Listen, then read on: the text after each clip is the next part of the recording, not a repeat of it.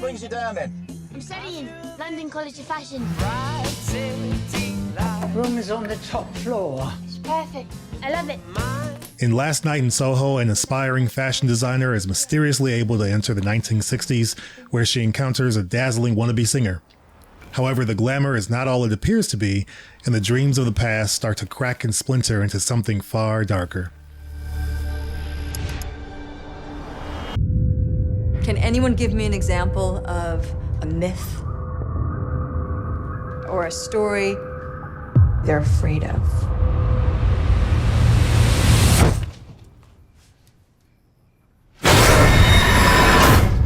In Antlers, a small-town Oregon teacher and her brother, the local sheriff, discover that a young student is harboring a dangerous secret with frightening consequences. Both of these films finish out the Halloween movie season this Friday the 29th, and they both have twists.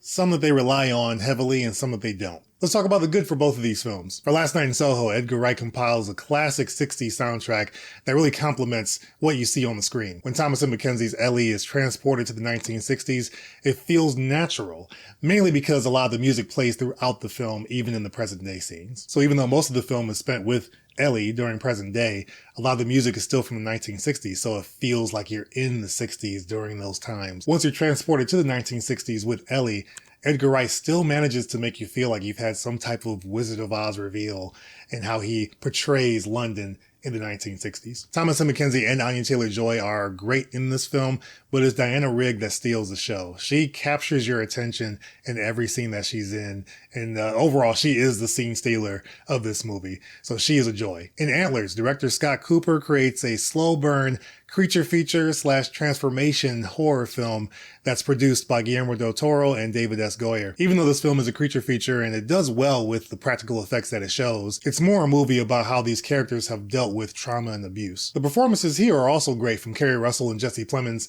but it's also Jeremy T. Thomas who plays Lucas in this film that kind of adds this additional emotional weight. Again, both films have their respective twists and turns, and both are actually very good, but I have to get to the bad for both of these films. For Antlers, it'll be the overall tone. The tone does not change at all throughout the film. Even with its highs and its lows, you still have this even keel, balanced tone throughout. And while that can be good for some films, I felt like this one needed some more excitement considering it is a creature feature. By the time the film ends, you feel the same way as when the film started.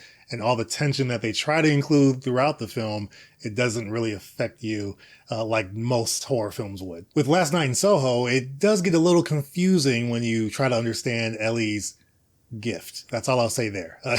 She has a gift in the film, and the grandmother kind of speaks to it, and you see some of it throughout, but understanding what the gift is and what she has is kind of up for interpretation. There is no ugly here for either film, but I will say this. If you were to choose which one you need to see in the theaters, I would say Last Night in Soho. I had a big smile on my face the whole time. And even being a psychological horror film, it's a fun film. The music is great, the direction is fantastic, and the characters are great. The twist in this one, I feel, is much better than the twists that you'll have in Antlers. Even though in Antlers, the creature feature portion of the story is fun to see, Last Night in Soho just gives you more of a complete package with its film than Antlers does. I feel like I need to start scoring these movies now, like out of 10, so I'm going to start doing that today. For Antlers, I would give it a solid 6 out of 10. After thinking about it more and sitting on some of these thoughts a little bit more, I give it a solid 6 out of 10. For Last Night in Soho, I give it an 8 out of 10. The soundtrack is great. The performances are great. It's a beautiful looking film. It makes London look great in the 60s for sure. So I think you have a lot more fun with that. So which one do you think you'll see? Last Night in Soho or Antlers this coming Friday? Let me know in the comments below which one you decide to go see. Also, let me know your thoughts on the film, depending on which one that you see. Let me also know if you like this format, double feature review. I think it was fun, so I might do some more like these when the time calls for it. Shout out to you. Yes, you, my subscribers and my members. Thanks so much for supporting the channel in any way that you do. It really does not go unnoticed. I really appreciate it. Big shout out to my Hyper Crew members. You guys get a verbal shout out by me in every video. To Brian Tidwell, Steve O, Slebnir, Dash Milner, K6013, Daniel Lopez, Portal on Mobile 44, Jonathan Cedarland, Kratos, William Cooper, and Shane Cook. Again, I appreciate you guys for choosing that top tier crew. Thank you so much. While you're still here, hit that like button if you haven't done so already. It really helps out the channel in a big way.